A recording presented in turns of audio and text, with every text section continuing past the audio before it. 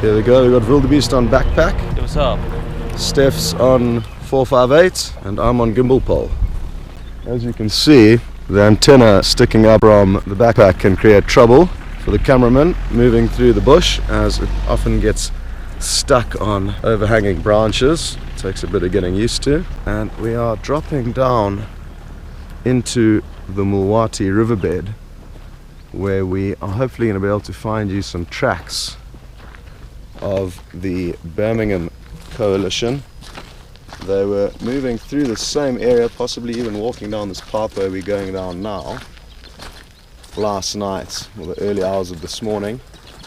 They have just been found up on Hyena Road, so we are sadly not probably going to find them because they've already been found, but it'll still be nice to walk through this riverbed. We may find some other interesting smaller things, and that's one of the main goals of actually being on foot.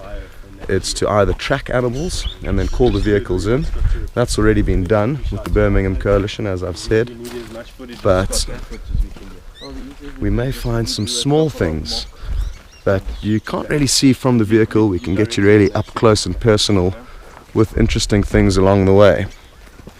And I've just found one of those such things, and it's some droppings. These droppings here are from a giraffe. They're not very fresh at all, and a good way of telling a giraffe dropping is they often have a very big indentation in them on the one side, and the other side is smooth. So you can see that indentation here. And there's a lot of other interesting little things as we scurry through the wilderness. These little droppings here are probably from impala, and then some much bigger ones up ahead over here have been deposited from elephants.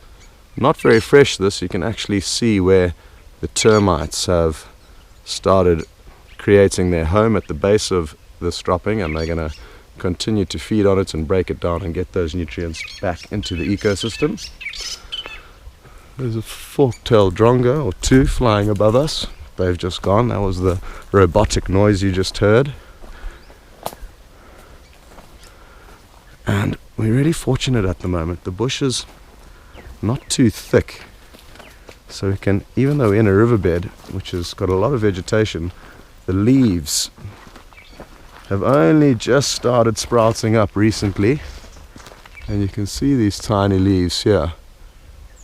So this is a sign of spring, and all these trees in this area are going to become much more dense, and it's going to be harder for us to see what's going on while we are on foot. So that's something we're going to have to think about for the summer months.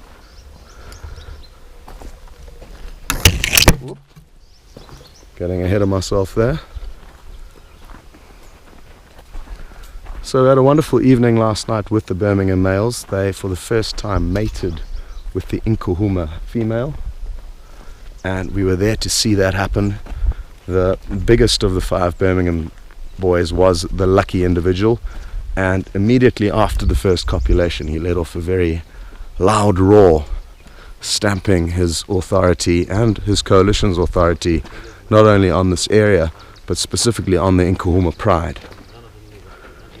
Great news, we have found the tracks we were looking for, and even though these line have been found, it'll be nice for us to be able to show you these tracks. And I'm not sure how easy it is going to be for you to see them, but over here you can see the little lobes and toes of a lion. It looks like the Inkuhuma lioness, and they walked